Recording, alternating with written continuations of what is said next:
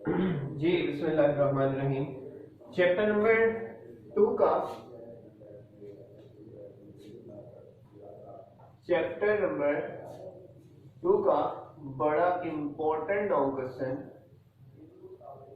Peculiar behaviour of lithium. Peculiar behaviour of lithium, ये हमारा topic है चैप्टर नंबर 2 का, ठीक है, जिसे हमने वाइंड अप करना है।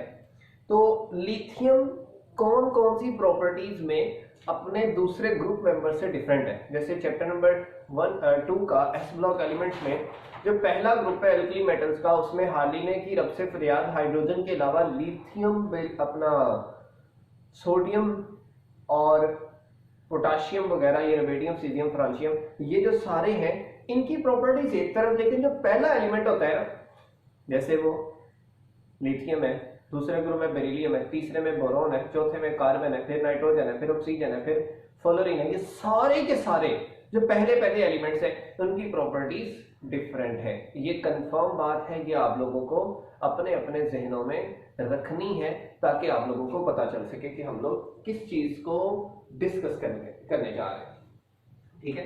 अच्छा, अब बात ये है कि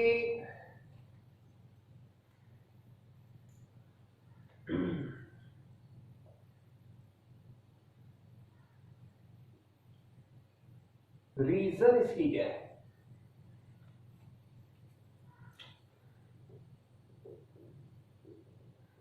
lithium element show difference in properties from their group elements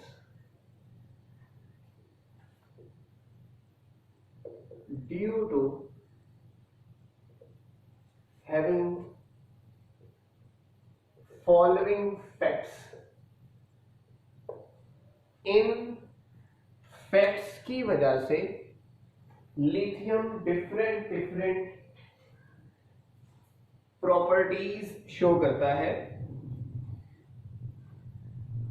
जिससे हम ये अंदाजा लगा सकते हैं कि इनकी कौन सी प्रॉपर्टीज किस लिहाज से चेंज होती हैं, ठीक है। तो उन प्रॉपर्टीज का अंदाजा लगाने के लिए हम लोग देखते हैं क्या क्या चीजें इसमें डिफरेंट, किस वजह से डिफरेंट है। तो सुनिएगा जरा। पहली बात,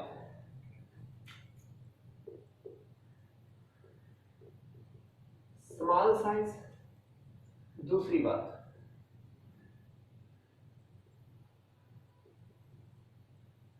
लेस इलेक्ट्रो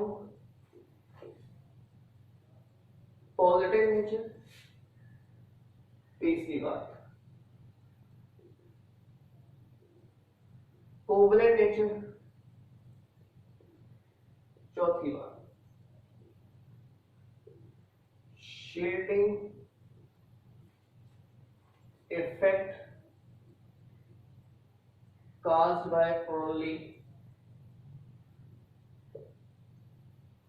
2 इलेक्ट्रॉन। और आखिरी बात, हाई चार्ज डेंसिटी। इन वजूहात की वजह से, इन लॉजिक्स की वजह से लिथियम दूसरों से डिफरेंट है। जैसे मैं बोलता हूं कि लिथियम में वो मेटेलिक करैक्टर नहीं है जो बाकी एल्कली मेटल्स में, सही है। मसलन अब चीजें डिस्कस होते ही हमें इल्म में आएंगी तो ही हम बता पाएंगे। तो सुनिएगा जरा, बातें बड़ी जबरदस्त हैं, लिख लीजिए। सबसे पहले इसका स्मॉल साइज है।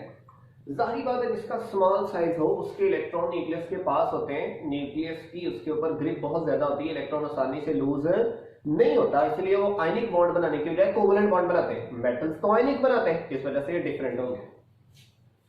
फिर लेस इलेक्ट्रोपॉजिटिव है। इलेक्ट्रोपॉजिटिव कहते हैं इलेक्ट्रॉन देकर पॉजिटिव बनाने वाला। तो ये इलेक्ट्रॉन देकर पॉजिटिव बनाने की सलाहियत रखता है? नहीं रखता, बहुत कम रखता है। अगर रखता है तो बहुत कम, लेस इलेक्ट्रोपॉजिटिव। बाकी यूं इलेक्ट्रॉन देते हैं और ये इलेक्ट्रॉन देते नहीं। फिर कोवलेंट नेचर है इसकी, ठीक है। तो कोवलेंट नेचर इसकी आप ऐसे कह लें डोमिनेंट है। मतलब ये चाहता है कि मैं आयनिक बॉन्ड ना बनाऊं। क्यों? क्योंकि इसके इलेक्ट्रॉन आसानी से लूज नहीं होते, इस वजह से ये शेयर करता है। ये क्या करता है? शेयर करता है। तो शेयर करने की वजह से हम कहते हैं इसकी नेचर आयनिक के बजाय क्या है? कोवलेंट। बाकी सारे खुशी से आयनिक बॉन्ड बनाते हैं और ये अकेला बैठा हुआ है, ये कौन सा बॉन्ड बनाने की चाहत रखता है? कोवलेंट बॉन्ड बनाने की चाहत रखता है। क्यों? क्योंकि इसका शील्डिंग इफेक्ट सिर्फ 2 इलेक्ट्रॉन काज कर रहे हैं। इनके इलेक्ट्रॉन्स को बहुत ज्यादा ताकत हासिल है न्यूक्लियस की। क्यों? उसके अंदर जो शील्डिंग इफेक्ट है, जो इनर वाले इलेक्ट्रॉन जो इलेक्ट्रॉन को रिपेल करे, सिर्फ 2 है। अच्छा, उसके बाद इसकी चार्ज डेंसिटी कमाल की है। चार्ज डेंसिटी कहते हैं कि इसका चार्ज न्यूक्लियस के बिल्कुल पास है, ग्रिप में है, कंडेंस्ड है, इस वजह से न्यूक्लियस से दूर नहीं है। तो ये न्यूक्लियस से दूर इलेक्ट्रॉन को जाने भी नहीं देता। तो जब जाने भी नहीं देता तो इस वजह से हम कहते हैं हाई चार्ज डेंसिटी है। स्मॉल साइज और चार्ज ज्यादा, ये 2 चीजें होती हैं। इसे कहते हैं charge to size ratio. Size छोटा और चार्ज ज्यादा, तो उसकी इलेक्ट्रॉन पे ग्रिप ज्यादा होगी। ग्रिप ज्यादा होगी तो उसमें कोवलेंट कैरेक्टर इंड्यूस होगा, आयनिक कैरेक्टर दूर भागेगा। सही है। अब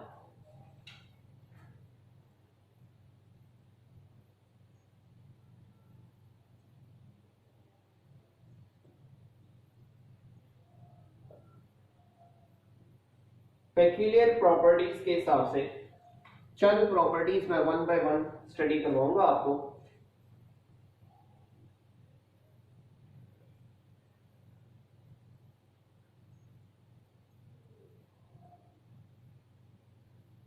जैसे हम लोग एक तरफ से स्टार्ट करेंगे और दूसरी तरफ से लेकर जाएंगे।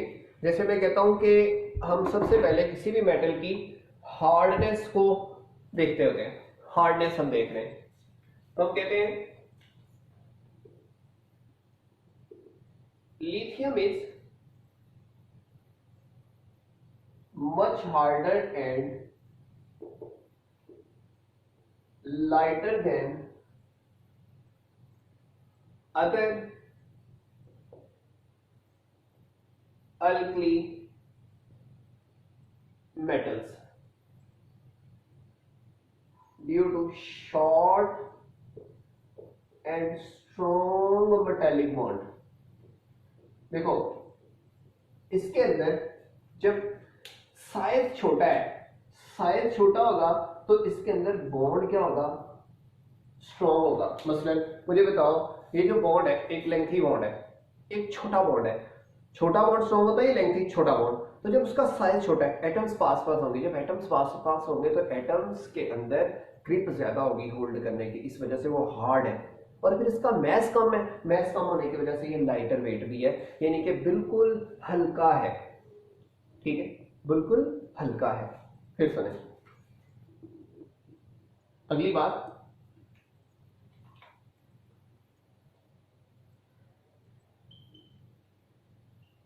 salts of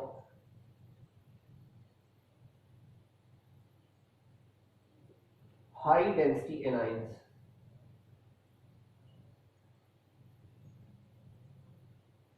high charge density कह रहे हो ज्यादा बेहतर है। तो हम कहते हैं salts of lithium formed with high charge density anions are stable and less soluble in water as compared to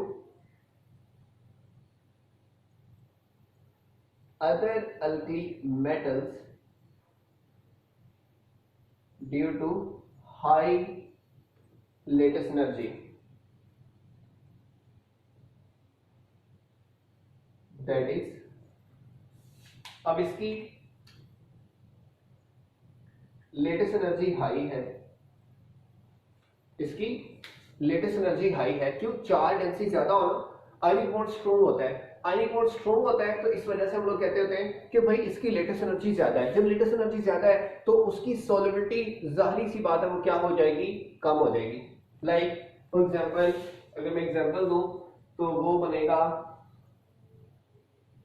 lithium fluoride, lithium hydroxide, lithium carbonate, bicarbonate, इस तरह जितने भी है हाई चार्ज डेंसिटी है। मेन जो छोटे मतलब के छोटे एनाइन होते हैं ना, स्मॉल साइज के एनाइन होते हैं, स्मॉल साइज के एनाइन के साथ लिथियम का जो बिहेवियर है वो बहुत ज्यादा जो है वो स्टेबिलिटी वाला है, ठीक है। तो जब उसका आयन जो है वो स्ट्रॉन्ग बॉन्ड बनाएगा तो लेटेस्ट एनर्जी ज्यादा होगी, तो जाहिर बात है वो स्टेबल बॉन्ड बनाएगा ना, तो जो स्टेबल होगा तो उसकी लेटेस्ट एनर्जी ज्यादा होगी, तो लेटेस्ट एनर्जी ज्यादा है तो उससे ज्यादा एनर्जी चाहिए सॉल्व होने के लिए। इतनी एनर्जी तो हमारे पास वाटर में होती नहीं है, तो तभी इसका जो सॉल्युबिलिटी है बाकियों की निस्बत क्या होती है, कम। यानी कि सोडियम अपना लिथियम के बजाय सोडियम फ्लोराइड होता है तो वो पानी में यूं हल हो जाता, लेकिन ये उसकी निस्बत कम हल होता है, हल हो जाता है लेकिन कम। ठीक हो गया। तो यहाँ पे साल्ट हमारे पास आ गए कि अपना हाई चार्ज डेंसिटी एनाइंस के साल्ट जो है वो लेस सॉल्युबल होते हैं। ठीक हो गया। इसके बाद हम थर्ड पॉइंट की तरफ जा रहे हैं।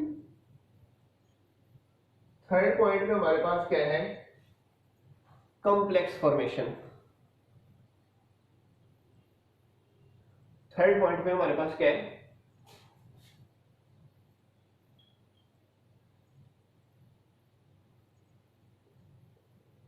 Complex formation.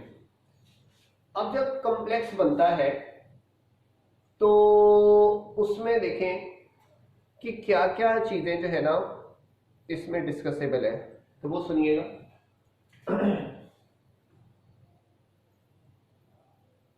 Lithium form stable complexes या complex compounds, but complex formation is not the property of first elements. First elements तो कॉम्प्लेक्सेस बनाते ही नहीं है, फर्स्ट एलिमेंट्स तो कॉम्प्लेक्सेस बनाते ही नहीं है। लेकिन फिर ये जो लिथियम है अकेला, ये कॉम्प्लेक्स क्यों बना रहा है, तो यहां से मैं एक इसका पेक्यूलियर नेचर पता चला कि ये बाकी तो कोई कॉम्प्लेक्स बनाता नहीं है, ये अकेला क्या बनाता है, कॉम्प्लेक्स बनाता है। बिल्कुल ठीक। अब जब ये कॉम्प्लेक्स बनाता है तो फिर इसका देख लेते हैं। फॉर एग्जाम्पल जैसे कि कॉम्प्लेक्स है लिथियम टेट्रामाइन कॉम्प्लेक्स, ये कॉम्प्लेक्स है। तो ये कॉम्प्लेक्सेस असल में ट्रांजिशन एलिमेंट्स की प्रॉपर्टी है, ये लिथियम वगैरह की प्रॉपर्टी नहीं है, बेरिलियम वगैरह की नहीं बनती थी, लेकिन लिथियम बनाता है, अल्कली मेटल्स की नहीं है, लिथियम की है। तो इसलिए वो कहता है कि लिथियम कॉम्प्लेक्स बनाता है, तो इस वजह से ये बाकियों से क्या हो गया, इसकी टोटल नेचर ही क्या हो गई, डिफरेंट हो गई। ठीक है। फिर हम लोग क्या लेते हैं, रिएक्शन में वाटर। अब वाटर के साथ सारे रिएक्ट करते हैं, all alkali metals react with water to give alkalis with hydrogen gas, लेकिन बाकी बहुत ज्यादा विग्रेसली रिएक्ट करते हैं, ये स्लोली करता है। Lithium react slowly with water to give hydrogen gas and lithium hydroxide और बदले में क्या, बट अदर रिएक्ट वायलेंटली, दूसरे रिएक्ट करते हैं वायलेंटली, यानी कि बहुत ज्यादा तेजी से, अन्यवाद जिसे हम लोग कहते हैं, बहुत ज्यादा विग्रसली रिएक्ट करते हैं। तो इसमें क्या आ गया, ये क्या करते हैं, रिएक्ट स्लोली, रिएक्ट स्लोली, तो ये स्लोली रिएक्ट करेगा। तो मिसाल के तौर पे आप रिएक्शन लिख सकते हैं इसका कि लिथियम प्लस H2O ये बनाएगा lithium hydroxide plus hydrogen gas. ठीक है, यहां पे 2 लगा दो या हाइड्रोजन के साथ 1/2 लगा दो, बात एक ही है। अब देखो वाटर के साथ रिएक्शन हो गया, और वाटर के साथ रिएक्शन से ये क्या साबित हुआ कि ये क्या है, बहुत ज्यादा लेस रिएक्टिव है, बहुत ज्यादा लेस रिएक्टिव है। फिर आप नेक्स्ट कर सकते हैं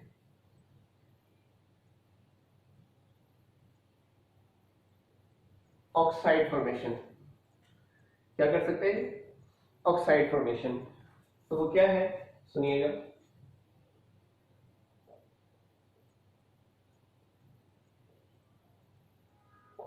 लिथियम बर्न इन एयर, ये किसमें बर्न होता है, हवा में बर्न होता है। Lithium burn in air to form only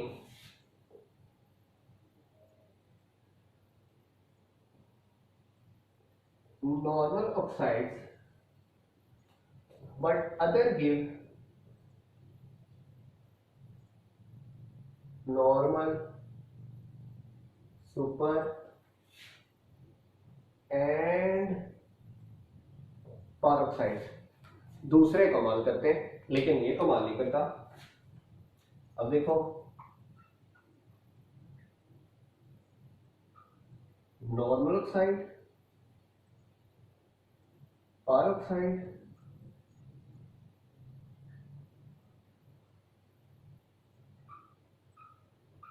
super oxide. अब नॉर्मल ऑक्साइड में Li2O, Na2O, etc। लेकिन सोडियम नॉर्मल अगर बना रहा है ना, तो सोडियम नॉर्मल के साथ सुपर भी बनाता है, Na2O2 पेरोक्साइड भी बनाता है, और ये KO2 सुपर ऑक्साइड बनाता है। इसकी निशानी क्या है कि इसके अंदर ऑक्सीजन -2 है, इसके अंदर ऑक्सीजन -1 है, इसके अंदर ऑक्सीजन -½ है, -½ है। मतलब जो अल्कली मेटल्स हैं वो नॉर्मल और पेरोक्साइड भी बना रही हैं, लेकिन जो अल्कलाइन अपना लिथियम है वो सिर्फ और सिर्फ नॉर्मल ऑक्साइड बनाती है। ये सिर्फ और सिर्फ किस पे फोकस करती है, नॉर्मल पे, बाकी सारा कुछ ही बना रहे हैं। बाकी क्या बना रहे हैं, सारा कुछ ही बना रहे हैं। तो यहां पे हमें ये वाली बात क्लियर हो गई, ठीक हो गया। ओके, आखिरी बात इस सॉरी 6th बात, छठी बात है इसके अंदर, salt with large polarizable anions।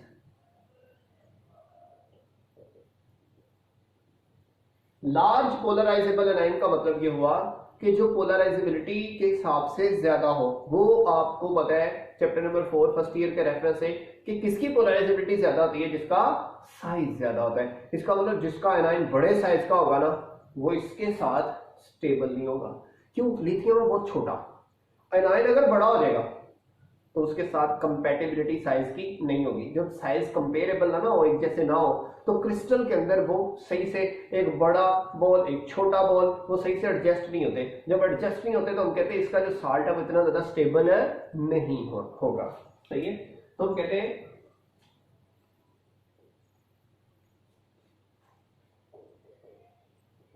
Lithium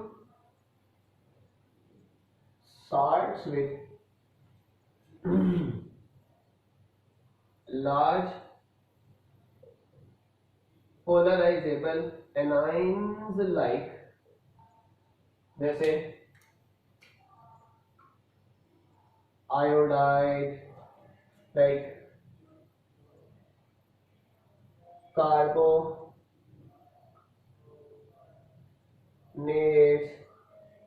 etc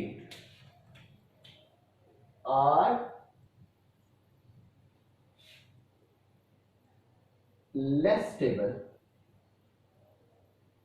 as compared to other alkali metals। ये मतलब कि आप ऐसे कह लें कि ये वाले, मैं यूं कहूं कि कार्बोनेट्स वगैरह बनाता ही नहीं है। So dot form iodide, carbonates, by carbonates etc। ये कार्बोनेट्स आयोडाइड्स वगैरह नहीं बनाता। उसकी वजह मैंने आपको साफ साफ मेंशन कर दी है। तो क्या वजह है भाई, सबको पता है कि ये लार्ज पोलराइजेबल एनायन के साथ ये सेट नहीं होता। जब ये सेट नहीं होता, एडजस्ट नहीं होता, साइज कंपैटिबिलिटी इसकी मिलती नहीं है, तो जब साइज कंपैटिबिलिटी नहीं मिलेगी तो ये वाला वो स्टेबल नहीं बनाएगा साल्ट उसका। जब उसका साल्ट स्टेबल ही नहीं होगा तो वो बनेगा बिल्कुल भी नहीं बनेगा, बिल्कुल भी नहीं बनेगा। सही हो गया। तो अब चंद चीजें जो रीजन के बाद मैंने ऐड कर दी हैं वो इसमें थी। पहली रिजिडिटी, हार्ड है, लाइट इन वेट। दूसरा हाई चार्ज डेंसिटी, यानी कि छोटे लाइन के साथ ये हाई लेटेस्ट एनर्जी की वजह से स्टेबल भी होता है, लेस सॉल्युबल इन वाटर भी होता है। ठीक है।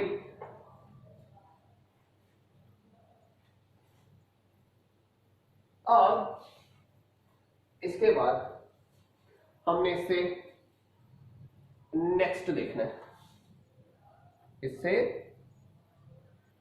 नेक्स्ट देखना है।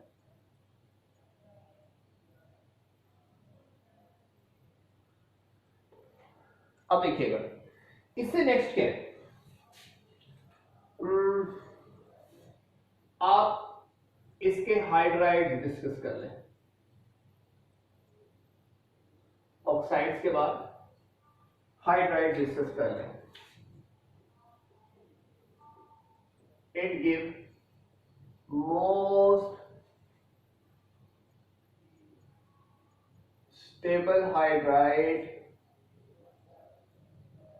with hydrogen due to, अब मैं रीजन साथ में ऐड कर देता हूं, कोवलेंट करेक्टर। क्योंकि देखो हाइड्रोजन नॉन मेटल है और lithium looks like non metal. Other alkali metal जो है वो इसके साथ कौन सा बॉन्ड बनाती है, आयनिक बॉन्ड बनाती है, लेकिन ये वाला पार्शियली कोवलेंट बॉन्ड बनाती है। अब जब कोवलेंट बॉन्ड बनाएगी तो जाहिर बात है ये क्या होगा, जरा स्टेबल बॉन्ड हो जाएगा, यानी कि ये पानी में इतना ज्यादा सॉल्युबल नहीं होगा, नॉन पोलर चीजों में हल होगा। इसलिए हम कहते होते हैं कि इसके जो मतलब कि है ना कोवलेंट हाइड्राइड्स वगैरह, वो किसमें हल होते हैं, नॉन पोलर में हल होते हैं। अच्छा, इसके बाद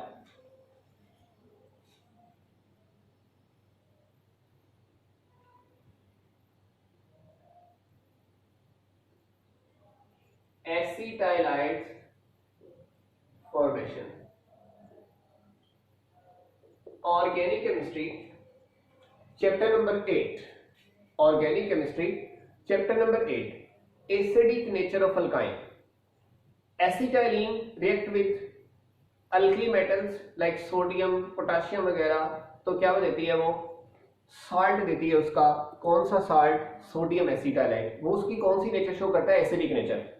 अब अगर लिथियम भी ऐसा कर गया, क्यों, क्योंकि देखो सोडियम थी मेटल, मेटल प्योर हो तो वो एसिड के साथ ऐड करके हाइड्रोजन गैस देती है और साथ में साल्ट देती है। ये प्योर मेटल नहीं है, ये इसमें थोड़ा सा नॉन मेटल वाला कैरेक्टर उजागर हुआ है। तभी तो मैंने यहाँ रीजन लिखी थी कि ये पेक्यूलियर नेचर इसका है किस वजह से, कोवलेंट नेचर की वजह से। तो बाकी सारे एसिटाइलाइड बनाएंगे, acid plus metal gives you salt plus hydrogen gas, लेकिन ये अकेला है जो नहीं बनाएगा, जो नहीं बनाएगा। तो सुनिए,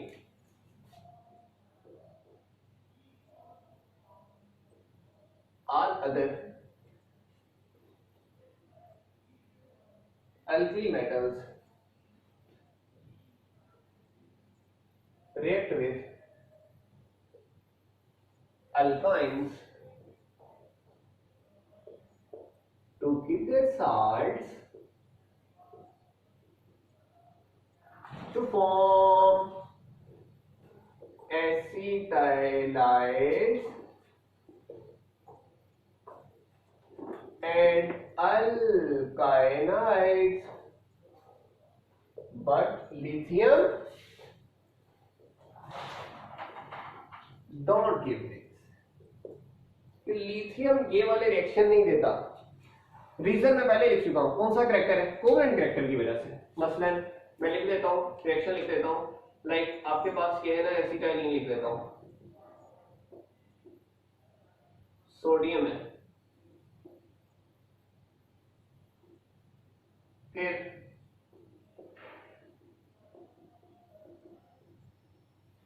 लिथियम है,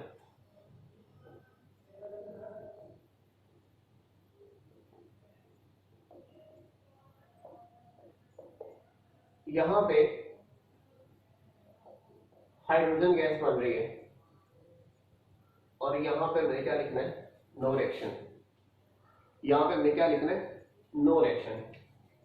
यहां पे प्लस माइनस, ठीक है, इसे हम लोग कहते हैं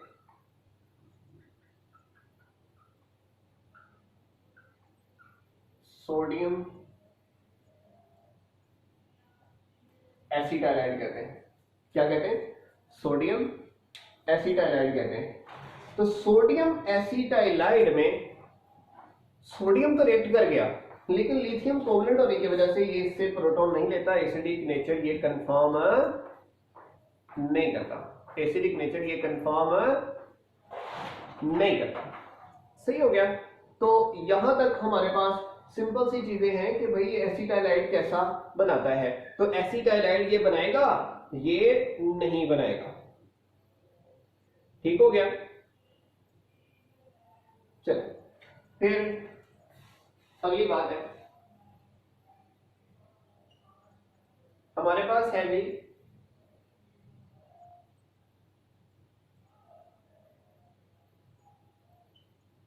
इसके हाइड्रोक्साइड्स। अब सुनिएगा, hydroxides of all alkali metals are stable to heat, but lithium decompose on red hot, जब उसे गर्म किया जाता है, to give its ऑक्साइड। ये क्या बना देता है, इसका ऑक्साइड बना देता है। यानी कि लिथियम हाइड्रोक्साइड को जब आप हीट करते हैं तो लिथियम ऑक्साइड प्लस वाटर बन जाएगा।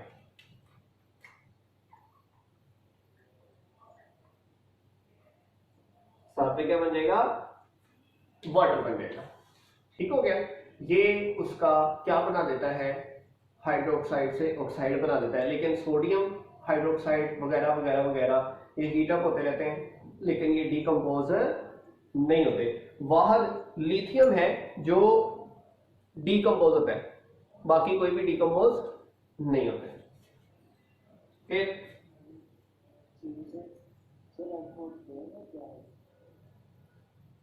इसके हम लोग कह लें हैलाइड्स की बात कर लें। किन की बात कर लेंगे, हैलाइड्स की। तो अब हैलाइड्स की अगर बात करेंगे तो हम क्या देखेंगे, lithium chloride have exothermic heat of solution, but all other halides have endothermic heat of solution। मसलन एक है जी लिथियम क्लोराइड, एक है जी सोडियम क्लोराइड। अब जब लिथियम क्लोराइड की आपने बात की तो इसकी delta H naught S O L U, इसकी delta H naught S O L U solution, enthalpy of solution जब चेक की तो इसकी निकली -35 किलो जूल पर मोल और इसकी निकली +4.5 किलो जूल पर मोल। तो ये क्या हुआ एक्सोथर्मिक और सोडियम क्या हुआ एंडोथर्मिक। तो एक एक्सो हुआ और बाकी सारे एंडो हैं। तो इसका जो साल्ट है उसकी एंथैल्पी ऑफ सॉल्यूशन क्या है एक्सोथर्मिक। अपना वजह लिथियम का साइज छोटा है, वो जब पानी में डिसॉल्व होगा तो उसकी हीट अपना हाइड्रेशन एनर्जी बाकियों से ज्यादा आती है, इसलिए ओवरऑल ये क्या हो जाता है एक्सोथर्मिक हो जाता है। ठीक हो गया। अब देखिए हैलाइड्स के बाद हमारे पास नेक्स्ट जो प्रॉपर्टी डिस्कसेबल है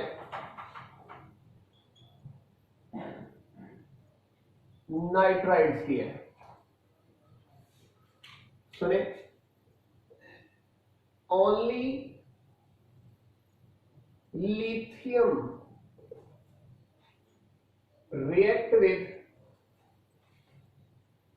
nitrogen gas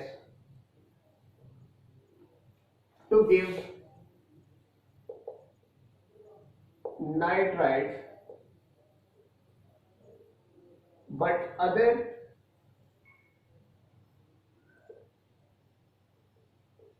don't give।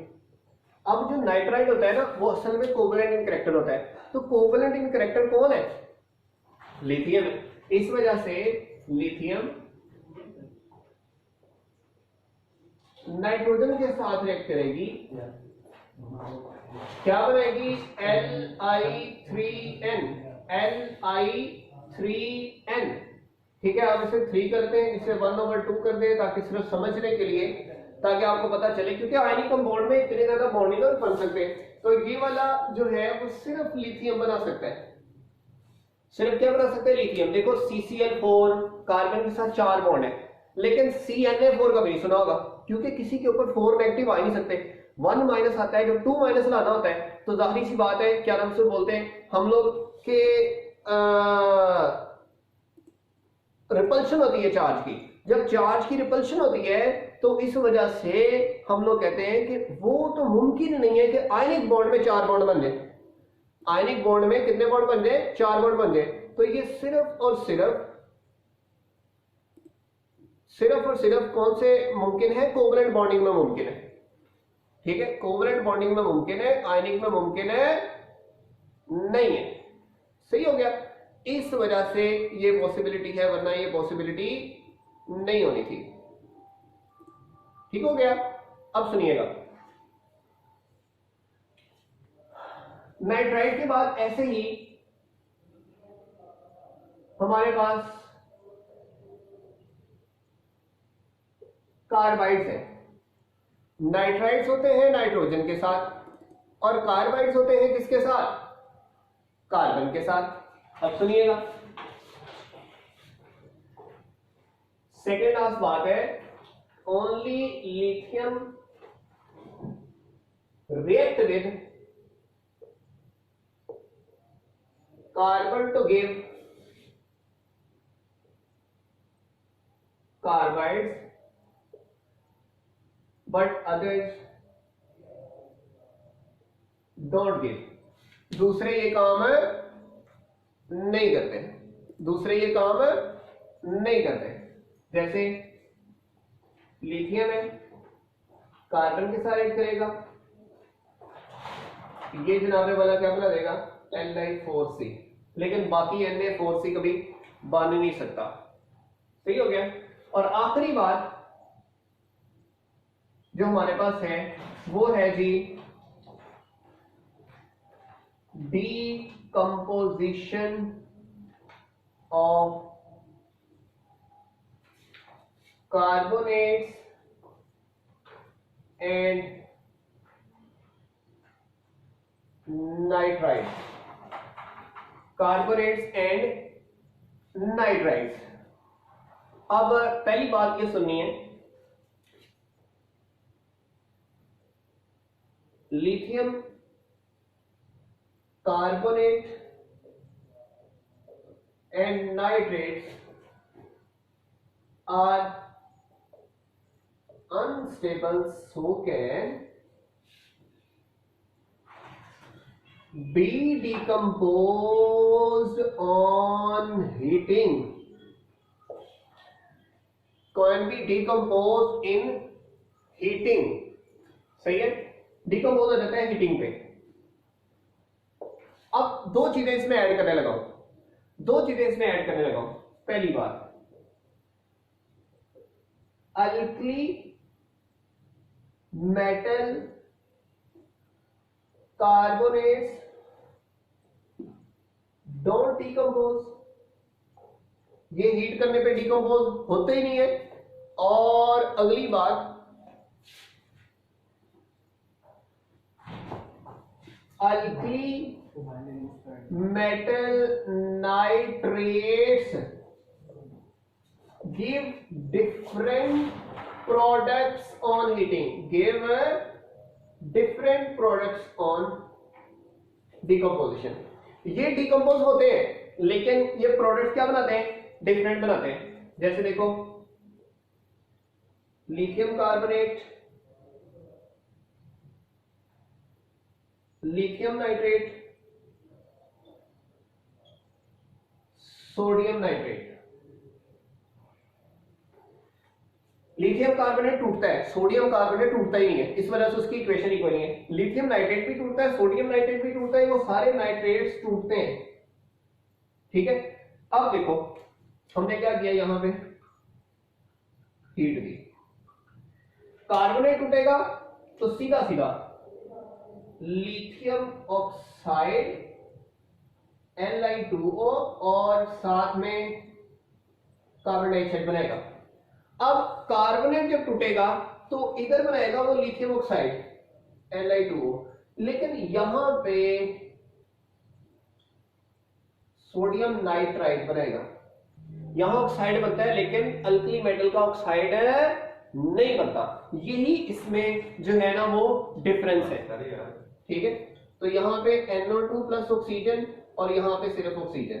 तो यहां पे सिर्फ लास्ट डिफरेंस क्या कि यहां पे ऑक्साइड बन रहा है लेकिन यहां पे नाइट्राइट बन रहा है। ठीक है, और इधर साथ में NO2 निकल रही लेकिन यहां पे NO2 नहीं निकलती। तो ये थी पेक्यूलियर बिहेवियर ऑफ लिथियम के 13 एग्जांपल, 13 पॉइंट्स। तो आप 10 के करीब भी लिख दें, 11 के करीब भी लिख दें तो बेहतरीन है, लेकिन this one is the best method. ठीक है, तो ये हमारे पास चंद मेथड थे कि इसकी जो चीजें हैं वो बाकी अल्कली मेटल से डिफरेंस क्यों है। सबसे important long question of chapter number 2। ठीक है, सबसे important long question of chapter number 2 done हो गया। Okay, that's it, Allah Hafiz, thank you very much.